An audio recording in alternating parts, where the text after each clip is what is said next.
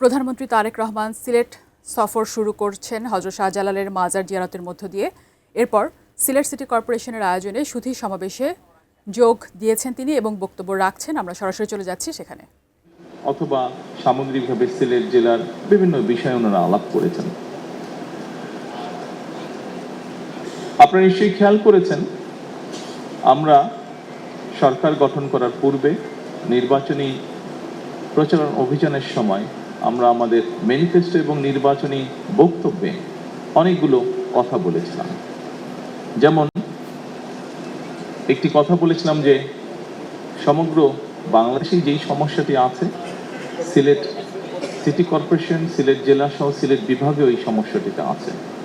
প্রথমে যেই কথাটি শুরু করেছি যে বৃষ্টি হচ্ছে আজকে, এই বৃষ্টির কারণে আমি যখন এয়ারপোর্ট থেকে নেমে আসছি শহরের দিকে, বৃষ্টির কারণে দেখেছি বিভিন্ন জায়গায় একটু একটু করে পানি জমে গিয়েছে এবং বৃষ্টি যদি আর একটু বেশি হয় হয়তো এরই ভিতরে অনেক জায়গা আছে যেখানে কিছু জলাবদ্ধতাও তৈরি হয়েছে। এরই ভিতরে আমরা দেখেছি পাহাড়ি ঢল, অতিবৃষ্টি সবকিছু মিলিয়ে সুনামগঞ্জ এলাকার বিরাট একটি অংশে কৃষকরা বিশেষ করে ক্ষতিগ্রস্ত হয়েছে, তাদের ফসল ক্ষতিগ্রস্ত হয়েছে। সুনামগঞ্জ ছাড়াও আরও যেগুলো হাওর অঞ্চল আছে বাংলাদেশের বিভিন্ন জায়গায়, কিশোরগঞ্জ আছে, নেত্রকোনা আছে, ময়মনসিংহের ওদিকে আছে, এরকম অনেকগুলো জেলায় এরই ভিতরে বিভিন্ন জায়গায় কৃষকরা বিশেষ করে ক্ষতিগ্রস্ত হয়েছে। শহরগুলো তো আছে। কিছুদিন আগে আপনারা দেখেছিলেন চট্টগ্রামের কিছু নিউজ এসেছিল, যদিও সেটার মধ্যে পরে আমরা দেখেছি পুরোপুরি সত্যতা ছিল না। যাই হোক, আমরা দেখেছি অতিবৃষ্টির কারণে জলবদ্ধতা। এই সকল বিষয়কে বিবেচনা করে এর আগে সবচেয়ে প্রথমে খুব সম্ভবত সচিব সাহেব উনি সিলেট সিটি কর্পোরেশনের নাগরিকদের পানির চাহিদা পূরণ করতে গিয়ে একটি কথা বলেছেন যে পরিমাণ চাহিদা প্রতিদিনের পানি, তার অধিকাংশটাই আন্ডারগ্রাউন্ড থেকে ওনারা তুলছেন এই পানিটা।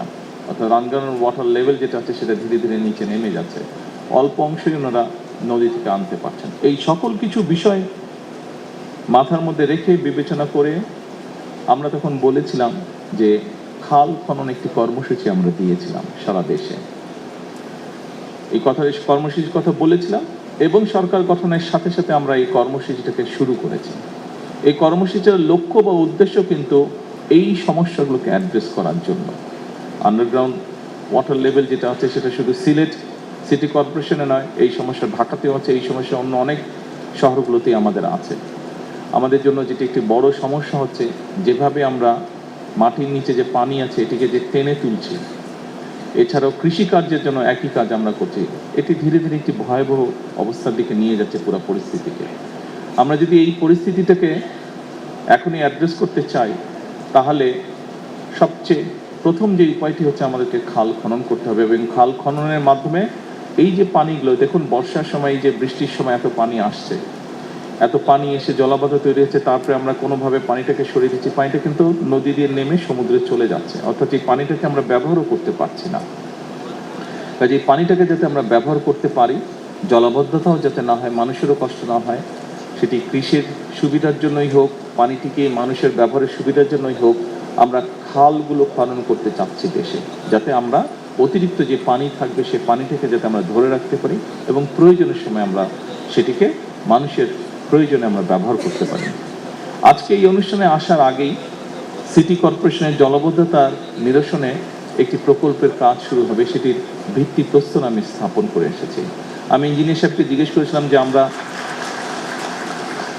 ওনারা যে প্রেজেন্টেশন দিয়েছেন তার উপরে যেটা আমি বুঝতে পেরেছি যে এই কাজটি সম্পন্ন হলে আমরা ধরে নিতে পারি ইনশাল্লাহ সিলেট শহরে জলাবদ্ধতা হবে না, অতিবৃষ্টি হলেও বা বৃষ্টি হলেও জলাবদ্ধতা হবে না। তবে অবশ্যই এখানে আরেকটি বিষয় আমাদেরকে খেয়াল রাখা প্রয়োজন, যেই সমস্যাটি শুধু সিলেটে নয়, যেই সমস্যাটি আমাদের প্রায় সবগুলো শহরে সামগ্রিকভাবে হয়তো সমগ্র দেশেই আছে। এখানে মুক্তাদি সাহেব একটু আগে আমাকে বলছিলেন যে সুরমা নদীতে খুব সম্ভব সচিব সাহেবের বক্তব্যের মধ্যে বোধহয় বিষয়টি ছিল যে সুরমা নদীতে বিভিন্ন পলিথিন থেকে আরম্ভ করে, প্লাস্টিক থেকে আরম্ভ করে, টিন থেকে পড়তে পড়তে যে স্তরটা জমা হয়েছে বেশ পুরু হয়ে গিয়েছে। প্রায় বছরখানেক আগে, তখন তো অবশ্যই আমি লন্ডনে ছিলাম, সেখানে আমি যে কোনো একজন ভদ্রলোকের সাথে আলাপ করছিলাম যার কিছু এক্সপার্টিস রয়েছে এই বিষয়গুলোর উপরে, এবং ঢাকার যে বুড়িগঙ্গা নদীর কথা আপনারা সকলেই জানেন, নাম শুনেছেন, সকলে না দেখলেও নাম শুনেছেন। সেই বুড়িগঙ্গা নদীতে ওনাদের বক্তব্য অনুযায়ী প্রায় 2 মিটার মানে 5-6 ফিটের মতন প্রায় স্তর জমে গেছে নিচে, এত স্তর জমে গেছে ময়লা জমে জমে।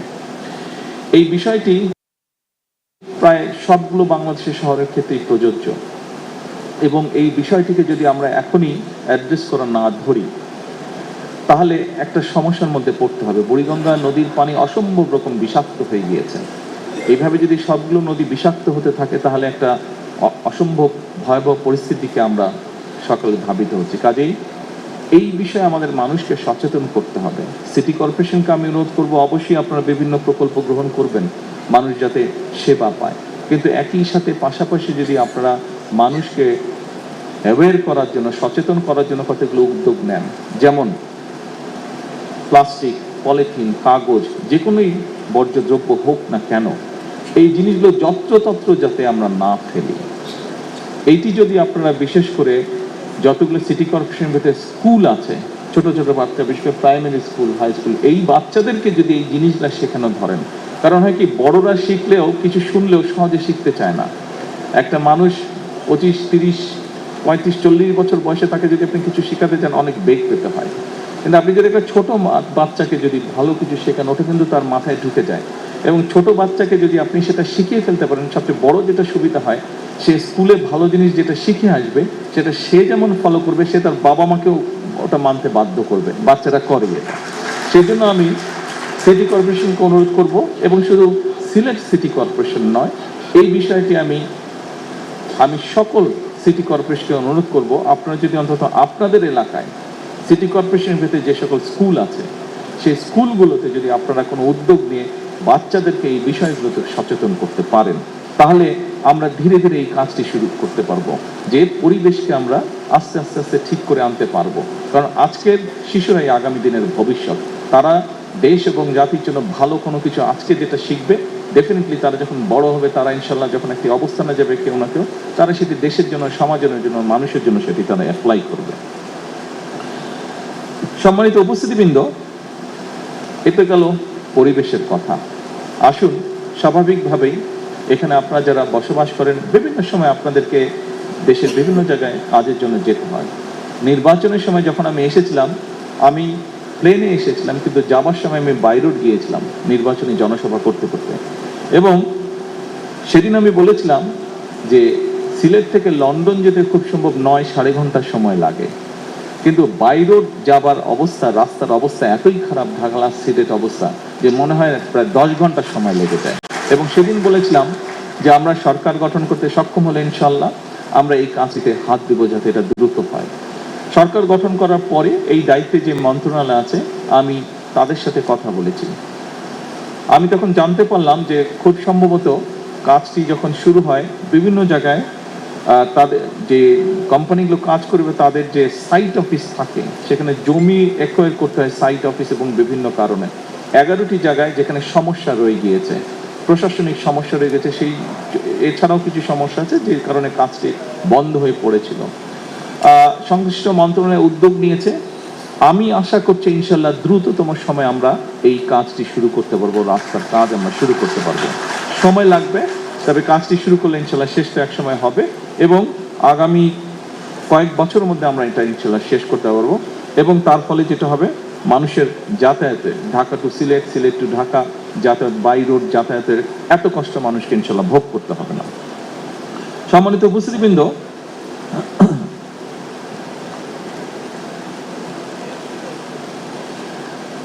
অবশ্যই শুধু রাস্তা আমাদেরকে বাড়ালেই যে সমস্যার সমাধান হবে তা না। একই সাথে আমরা যদি রেলওয়ে, যেখানে আমরা কম খরচে যাতায়াত করতে পারি, একই সাথে ব্যবসায়ীরাও তাদের ব্যবসায়িক মাল আনা নেওয়ার ক্ষেত্রেও কম খরচে আনতে পারেন, আমরা যদি রেলওয়েটাকে ডেভেলপ করতে পারি। আমাদের বর্তমান সরকার, আমরা একটি উদ্যোগ গ্রহণ করছি যে সারা দেশে কিভাবে রেল যোগাযোগটাকে বৃদ্ধি করা যায়। রেল যোগাযোগটাকে বৃদ্ধি করলে স্বাভাবিকভাবে অধিকাংশ মানুষ এইটিতে যাতায়াত করবেন, এটিতে খরচ কম হবে, সেটি যাতায়াতের খরচ কম হবে, সেটি ব্যবসায়িক কারণে খরচ কম হবে। আমরা রাস্তা যতই বড় করতে থাকি ততই গাড়ি নামবে রাস্তায়, ট্রাফিক বাড়বে। এবং আরেকটি বিষয় আমাদের মনে রাখা প্রয়োজন, জনসংখ্যার ভিত্তিতে আমরা পৃথিবীর খুব সম্ভবত 8ম স্থানে আছি, কিন্তু আমরা ল্যান্ড ওয়াইজ যদি চিন্তা করি আমাদের দেশটা হয়তো অত বড় না, অনেক দেশ থেকেই ছোট। সেজন্য আরেকটি গুরুত্বপূর্ণ বিষয়, বাংলাদেশ হচ্ছে একটি কৃষি প্রধান দেশ। সেজন্য রাস্তা যদি নির্মাণ করি আমরা, একই সাথে কিন্তু আমাদের ফসলি জমিও নষ্ট হচ্ছে। সেজন্য সেই বিষয়টাকে আমাদের মাথায় রাখতে হবে। এত বিপুল সংখ্যক জনগোষ্ঠীর খাবার তো আমরা বিদেশ থেকে ইম্পোর্ট করা সম্ভব না, এবং আমরা আলহামদুলিল্লাহ মোটামুটিভাবে খাদ্য স্বয়ংসম্পূর্ণ, কাজে এইটিকেও আমাদের ধরে রাখতে হবে। সেই জন্যই অবশ্যই রাস্তার উন্নয়ন, আমরা রাস্তার ক্ষেত্রে যোগাযোগ ব্যবস্থা উন্নয়ন করব, কিন্তু রেলটাকে আমরা ডেভেলপ করতে চাই। স্বাভাবিকভাবেই সিলেটের মানুষ নিশ্চয়ই উৎসাহী হবেন না, খুব ইন্টারেস্টেড হবেন না শুনতে যে ঢাকা রংপুর রেল ব্যবস্থা উন্নতি হচ্ছে। আপনারা নিশ্চয়ই ইন্টারেস্টেড হবেন যে ঢাকা সিলেট বা সিলেট ঢাকার রেল ব্যবস্থা উন্নতি হচ্ছে। আমরা চেষ্টা করছি এই ব্যাপারে, ইনশাল্লাহ এই ব্যাপারে আমরা চেষ্টা করছি যে ডবল লাইন কিভাবে করা যায়, ডাবল লাইনের মাধ্যমে এই সমস্যাটার সমাধান করা যায়, দ্রুততর করা যায় ঢাকা সিলেট বা সিলেট ঢাকা রেলওয়ে ব্যবস্থা। আসুন এরপরে,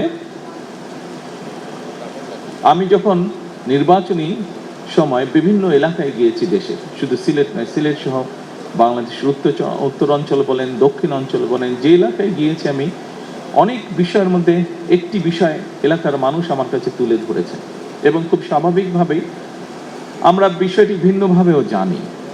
সেটি হচ্ছে বাংলাদেশের মানুষের স্বাস্থ্য ব্যবস্থা বা চিকিৎসা ব্যবস্থা। দুঃখজনকভাবে হলেও সত্য যে শহরের মানুষ কিছুটা চিকিৎসা সুবিধা পেলেও গ্রামের অধিকাংশ জায়গায় এখনো আমরা ভালোভাবে স্বাস্থ্য সেবা পৌঁছে দিতে সক্ষম হইনি, এবং সেজন্যই আমরা বলেছিলাম যে আমরা একটি ব্যবস্থা গ্রহণ করতে চাই। এটি আমি সংক্ষেপে আপনাদের সামনে তুলে ধরছি, আমি এর আগেও কয়েকবার বলেছি। দেখুন, এখানে আপনারা যারা আছেন সিলেটের মানুষ, বিশেষ করে অনেকেরই, প্রায় বহু মানুষেরই লন্ডন সফর করার সুযোগ হয়েছে। যারা যারা লন্ডনে গিয়েছেন আপনারা সকলেই জানেন NHS নামে একটি প্রকল্প আছে, বা NHS নামে একটি ওখানে সংগঠন আছে, যাদের দায়িত্ব হচ্ছে সেই দেশের সকল মানুষের, যারা সেই দেশের বৈধ নাগরিক, তাদের সকলের চিকিৎসা ব্যবস্থা তারা লুক আফটার করে, তারা দেখভাল করে। এবং ব্রিটেনের মতন দেশে কিন্তু NHS নিয়ে এখন তারা বেশ প্রেসারে আছে। এটি একটি ব্যয়বহুল বিষয়। সেই দেশের আইন অনুযায়ী সেই দেশের নাগরিক বা বৈধভাবে যারা বসবাস করে, তাদের যে কোনো ধরনের অসুস্থতা সুস্থ করার দায়িত্ব হচ্ছে সরকারের। সেই জন্য খুব স্বাভাবিকভাবেই, যেহেতু এটি সরকারের দায়িত্ব, সরকারের উপরে একটি চাপ থাকে, অর্থনৈতিক একটি বিষয় থাকে এখানে বিষয়। আমরাও চাই আমরা আমাদের দেশের নাগরিকদেরকে সুস্থ রাখতে, তাদের কাছে স্বাস্থ্যসেবা পৌঁছে দিতে। কিন্তু যেটি এখন ইউরোপে প্রত্যেকটি দেশই দেখছে, যেই দেশগুলো উন্নত তারা দেখছে যে স্বাস্থ্য সেবাটা, একজন মানুষ যখন অসুস্থ হয় তাকে চিকিৎসা দেওয়া, ডাক্তার, নার্স, হসপিটালের বেড, ওষুধপত্র সবকিছু বেশ ব্যয়বহুল। কাজেই আমরা যদি একটি পরিকল্পনা গ্রহণ করি যে আমরা যদি মানুষকে সচেতন করতে পারি, সচেতনতার মাধ্যমে আমরা যদি অসুস্থ মানুষের সংখ্যা কমিয়ে আনতে পারি, তাহলে যারা অসুস্থ হবেন তারা বেটার সার্ভিস পাবে যখন তারা ডাক্তারের কাছে যাবে, যখন তারা হসপিটালে যাবে। আমরাও এরকম একটি পরিকল্পনা গ্রহণ করেছি, এবং এর অংশ হিসেবেই আমরা দেশে 1 লক্ষ স্বাস্থ্যকর্মী নিয়োগ করার পরিকল্পনা গ্রহণ করেছি। এই মানুষগুলো, এবং এই 1 লক্ষের মধ্যে 80% থাকবে নারী স্বাস্থ্যকর্মী। এই মানুষগুলোর দায়িত্ব হবে গ্রামে গ্রামে, ঘরে ঘরে যাওয়া। শহরেও তারা থাকবে, তবে আমরা জোর দিব গ্রামের মানুষের উপরে বেশি। তারা যাবে, তারা মানুষগুলোকে, বিশেষ করে পরিবারের নারী যারা আছেন, যারা সংসার দেখাশোনা করেন, দায়িত্ব যাদের, তাদেরকে গিয়ে তারা অ্যাওয়্যার করবে, সচেতন করবে যে কোন খাবারটি খেলে ডায়াবেটিস হবে না, কোন খাবারটি খেলে কার্ডিয়াক হবে না, বা লাইফস্টাইল কি হলে তার হার্টের সমস্যা হবে না, কোন খাবারটি খেলে কিডনির রোগ হবে বা কিডনির রোগ হবে না। এই বিষয়গুলি সম্পর্কে তাদেরকে সচেতন করবে, হাইজিন সম্পর্কে তাদের সচেতন করবে। অর্থাৎ আমরা চাচ্ছি যে ইনশাল্লাহ ধীরে ধীরে আমরা সামগ্রিকভাবে পুরো দেশে যত বেশি সংখ্যক মানুষকে সুস্থ রাখা আমাদের লক্ষ্য। তার ফলে স্বাভাবিকভাবে যারা হসপিটালে আসবে পরবর্তীতে অসুস্থ হয়ে, তাদেরকে যাতে বেটার চিকিৎসা দেওয়া যায়। স্বাভাবিকভাবেই চিকিৎসা, অসুস্থ মানুষের সংখ্যা যখন কম হবে, আপনার মেডিকেলের ক্ষেত্রে আমাদের জন্য সুবিধা হবে টেক কেয়ার করতে। সম্মানিত উপস্থিতিবৃন্দ, সিলেট মেডিকেল কলেজের অধীনে 250 শয্যার একটি হাসপাতাল, এই হাসপাতালটি আমরা চেষ্টা করছি দ্রুত যাতে চালু হতে পারে ইনশাল্লাহ। একই সাথে আমরা এরপরে এটাকে চেষ্টা করব এক্সপ্যান্ড করে 1200 শয্যার একটি হাসপাতালে নিতে আমরা ইনশাল্লাহ চেষ্টা করব, আমাদের পরিকল্পনার মধ্যে রয়েছে। আরেকটি বিষয় এখানে উঠে এসেছে আলোচনায়, বেশ কয়েকজন বক্তা আমার আগে উল্লেখ করেছেন যে একটি সমস্যা আছে এখানে, খুব সম্ভবত মুক্তাদি সাহেব বোধহয় ওনার বক্তব্যে বলেছেন যে সিলেটে সেই পরিমাণ ইন্ডাস্ট্রি বা কলকারখানা ব্যবসায়িক প্রতিষ্ঠান নেই। খুব স্বাভাবিকভাবেই অনেক মানুষ, তরুণ সমাজের অনেক সদস্য তারা বেকার থাকে। আমি এই কথাটি আপনাদেরকে আগেও বলেছিলাম, যাদের আমার বক্তব্য শোনার সুযোগ হয়েছিল নির্বাচনের পূর্বে, যে আমাদের অনেকগুলো পরিকল্পনা আছে। এর ভিতরে মুক্তাদি হিসেবে এখানে আছে, উনি একটি কথা বললে পারতেন। সরকার গঠন করার বোধহয় সপ্তাহখানেকের মধ্যে আমি ওনাকে দেখেছি, যেহেতু শিল্প কলকারখানার আন্ডারে বাংলাদেশ অনেকগুলো বিভিন্ন জায়গায় অনেক কলকারখানা বন্ধ হয়ে পড়ে আছে। আমরা সিদ্ধান্ত গ্রহণ করেছি এই কলকারখানাগুলোকে যত দ্রুত সম্ভব কারণ বের করে যত দ্রুত সম্ভব, যদি দরকার হয় আমরা প্রাইভেটাইজ করবো সেগুলোকে, যারা এগুলো চালাতে আগ্রহী তাদের কাছে আমরা হ্যান্ড ওভার করবো। অর্থাৎ এই কলকারখানাগুলো আমরা দ্রুত, খুব সম্ভবত এই সপ্তাহে বোধহয় এই ব্যাপারে আপনার সাথে বসার কথা আমার বোধহয় 4 তারিখে, ওই যে অন্য সবাইকে নিয়ে 4 তারিখে এটার ওনারা রিপোর্ট দেবেন আমাকে যে কতটুকু আমরা অগ্রসর হলাম। কাজে আমাদের লক্ষ্যই ছিল, তখনই আমরা বলেছিলাম যে এই কাজটি আমরা শুরু করব, এবং এই কাজটি শুরু করতে পারলে একদিকে সারা দেশে বহু কর্মসংস্থানের ব্যবস্থা হবে, এটি গেল একটি বিষয়। এবং একই সাথে আমরা চেষ্টা করছি দেশে এবং বিদেশে যারা বিনিয়োগকারী আছেন তাদেরকে উৎসাহিত করার জন্য, যাতে তারা বিভিন্ন ব্যবসা প্রতিষ্ঠান, মিল কারখানা অথবা সার্ভিস ইন্ডাস্ট্রি যেটাই হোক, তারা যাতে বিনিয়োগ করেন এবং বিভিন্ন সমস্যা আছে সেই সমস্যাগুলোতে তাদেরকে আমরা চেষ্টা করছি সহযোগিতা করতে, যাতে তারা বিনিয়োগ করেন, কর্মসংস্থানের সুযোগ হয়। সিলেটে একটি আইটি পার্ক করা হয়েছিল, আইটি পার্কটি সেভাবে সচল নেই। এই আইটি পার্কটি নিয়ে অলরেডি এর মধ্যে আমাদের আলোচনা হয়েছে, আমাদের যে মন্ত্রণালয় আছে তারা কাজ করছে। আমি কোয়াইট কনফিডেন্ট আই যে ইনশাল্লাহ দ্রুততম সময়ে আমরা এটা চালু করতে সক্ষম হবো আইটি পার্কটি, যাতে করে আমাদের তরুণ সমাজের অনেক সদস্য আছে যারা ফ্রিল্যান্সিং এর কাজ করে, আইটির বিভিন্ন কাজ করে, ডাটা প্রসেসিং কাজ করে, তাদেরকে আমরা ওখানে সুযোগ তৈরি করে দেওয়ার চেষ্টা করব, যাতে করে সেই মানুষগুলো যারা কাজ করছে তারাও ওখানে কাজ করার সুযোগ পায়, যাতে তাদের ইনকাম বৃদ্ধি করার সুযোগ পায়। যারা কাজ করতে চাচ্ছে কিন্তু কাজ করার তো পারছে না, এরকম যারা আছে তাদেরকে আমরা ওখানে সুযোগ করে দিব। আমরা আইটি সেক্টরে এই কাজটি এখানে করতে চাচ্ছি। এর বাইরে আমরা বলেছিলাম যে আমরা বিভিন্ন জায়গায় আমরা চেষ্টা করবো আমাদের যে ভোকেশনাল ইনস্টিটিউট আছে এইগুলোকে আপডেট করতে, মডার্নাইজ করতে, ফলে বিভিন্ন মানুষ যারা আছে যাদের বিভিন্ন শিক্ষাগত যোগ্যতা অনুযায়ী এই মানুষগুলোকে আমরা ট্রেন করব, যাতে করে দেশের ভিতরে এবং দেশের বাইরে তারা কর্মসংস্থানের ব্যবস্থা করতে পারে।